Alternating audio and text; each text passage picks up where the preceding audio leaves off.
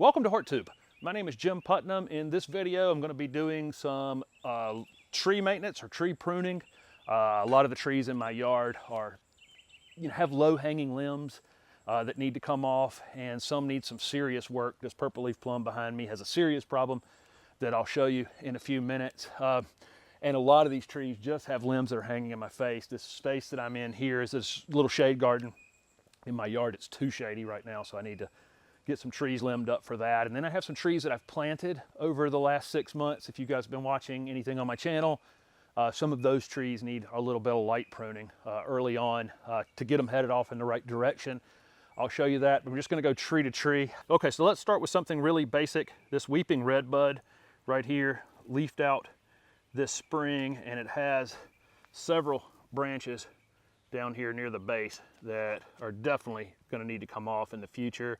And people ask me all the time, should I go ahead and take that off? If you think it's not going to be something you're going to keep in the future, I would go ahead and get them off, because it's just putting energy into that and unnecessary. I'll probably end up taking that one off, but it kind of looks nice for now. And maybe even that one that's there in the future, I'll probably just keep the ones up at the top, but that'll be good for now. Here's this Japanese snow cone that I showed during my May walk around. It's got branches on it that are clearly dead on the side like that. There's another one right there, and if you look up here in the top, it's got pieces that clearly aren't going to come out at this point. It's almost June now, so anything up here at the very top of the tree that hasn't branched out, I'm going to go ahead and cut that back. If you've got trees that were winter damaged in that way, I doubt that they're going to do a whole lot more coming out at the top at this point. So just cut them down to where you see the new growth on them. So here's a weeping cherry, and it's actually weeped all the way down to the ground. The limb's actually sitting on the ground right there. I'm just going to give this thing a little bit of a haircut to where all the limbs are about 1 foot off the ground and equal. I'll show you that in just a second. Okay, I haven't cleaned it up yet, but there you go. All of them are roughly the same length now, and nothing is down on the ground. And should branch it out more up here at the top and fill in this top a little bit more. Okay, let's get to some more serious pruning. This cherry tree right here has branches crossing all over top of one another in this area, and then limbs are hanging way down low to the ground. They're only about maybe 3.5 feet off the ground right there. So we've got to do some serious pruning up in here, and I want to show you again how I prune a limb that's long off a tree without doing any damage to the tree. Okay, I have to take this branch off that's right here. And this is a big, heavy branch right there. And I use a 3-cut method to take this off. I shot a video about this last year, but I want to make sure that everybody knows this. I will not just make one cut near the tree right here, because what'll happen is the weight of that branch, before I finish cutting, it will actually peel down and possibly damage the actual tree. So I actually make a cut on the bottom as a backstop, then I make a cut on the top, and then after I've cut the weight of the branch off, I make a clean cut near the trunk. Let me show you that on a redbud in my front yard. Okay, this is the same tree I did the demo on last year. Obviously, I could just go ahead and cut this one off. It doesn't weigh anything. I could probably even break it off by hand at this point, but just for demonstration's sake, this is what I'm talking about. I would not just start up here and cut this thing off. I'm going to make a backstop cut. This is a pull saw here, so it cuts on the pull toward me. I'm trying not to hit the camera with it, but I cut under the bottom, but I can't cut too much because the weight of that branch out here can pinch my saw in place. So I just make, a 3/4 inch cut into the bottom of it. So then that cut is right there. I go out in front of it right here, okay? And I make my cut from the top, just like this. And what would happen if this branch had a lot of weight on it? At some point right about here, when I get 3/4 of the way through it, it would just break off like that. And look what would have happened if I didn't have that backstop on it. It would have actually peeled much further. It went right to that backstop and broke off. It would have kept peeling under here and potentially damaged my tree. Once I've taken the weight off, it's just quick and easy. Like I say, again, this is a pull saw, so if you use it properly, it works really, really well. Just put force on it when you're pulling it. So back over here, I'm gonna make quick work of a couple of these branches. I'm gonna put my bottom cut in right there, just like that. And right when it starts to bend down just a little bit, I get it out of there quick and then I cut it out in front of that cut right there, boom. And that's where it's gonna break. If I don't knock the camera down, it's absolutely perfect. You see, that's a great example of how that backstop worked for me there. And then I just come in here and cut it off clean. This little branch right here, no problem. Just take him off very quickly.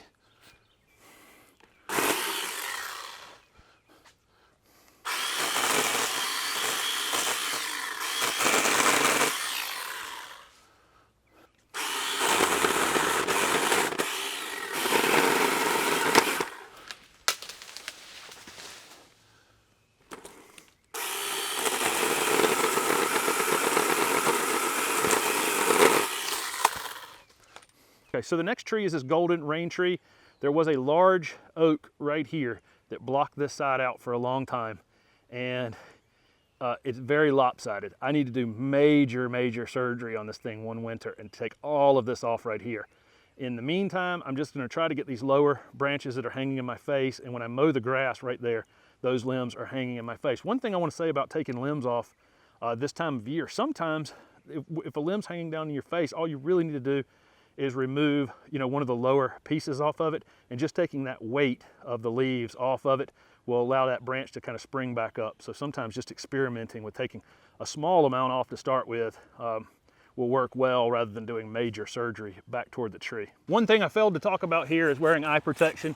You definitely want to do that while you're doing any of this overhead pruning. I am really bad about forgetting that kind of thing.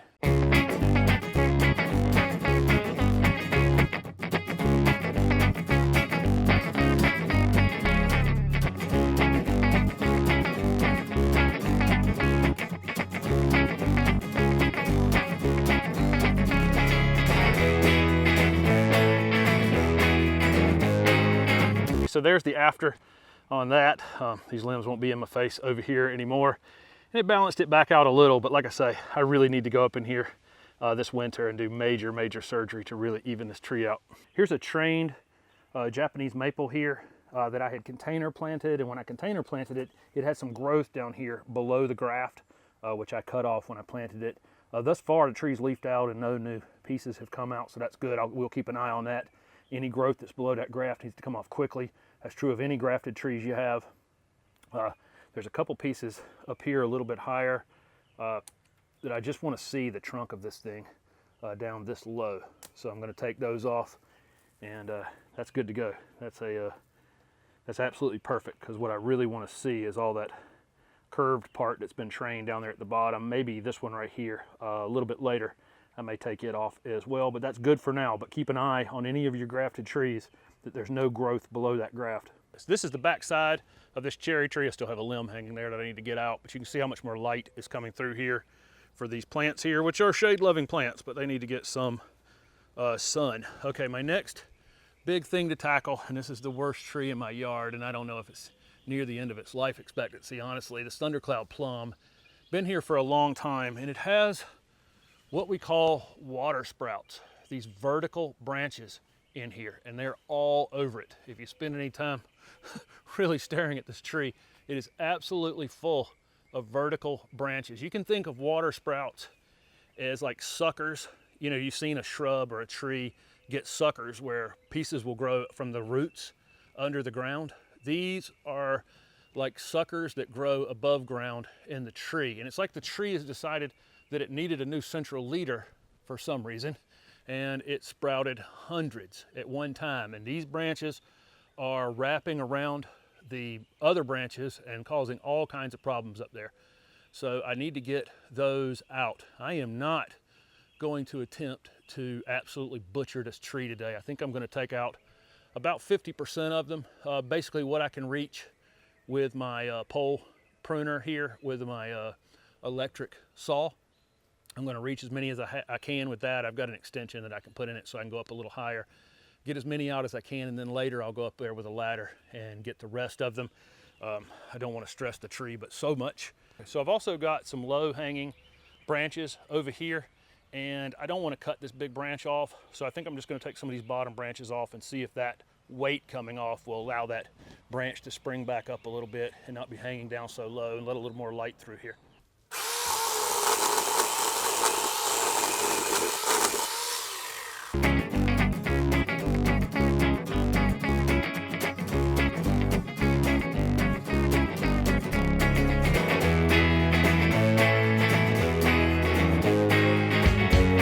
Okay, so I cut a ton of material off of this tree, and there's still some pieces up in here that I've cut that I haven't pulled down yet, but it's quite a bit thinner down here in this lower area, limbed it up here as well. And you can see through it a lot better than I could before, but there's still a lot of vertical suckers in here, but I'm gonna do half at the time. I got a big giant pickup load out of it the first time, and I'll do more on it later. So it's near the end of May in North Carolina, and I am soaked completely through, and it's so crazy how humid it actually is. It's rained for a week solid, and it's just really, really thick out here. Kind of normal for my area of North Carolina as we move into the summer months. You definitely need to be drinking water while you're out in this. So I hope you got something out of that. This is definitely the time of year to go ahead and raise the canopy on all of your trees. Get any of those water sprouts out that you see, any of that vertical branching. Just be careful if the limb's got a lot of weight on it to use my little 3-cut method to keep it from doing any permanent damage to the tree. And this is the time of year. I'll also do some shrub pruning videos coming up, and some perennial pruning videos, and those kinds of things to show you what I'm doing in my yard. This is the time of year that I typically, things can get out of control. You know, weeds are coming up and growing really quickly. Things can really take off this time of year, and it's best to try to stay on top of it in late May and early June so it doesn't get absolutely out of control. Thank you very much for watching this video, and don't forget to subscribe to my YouTube channel for future videos.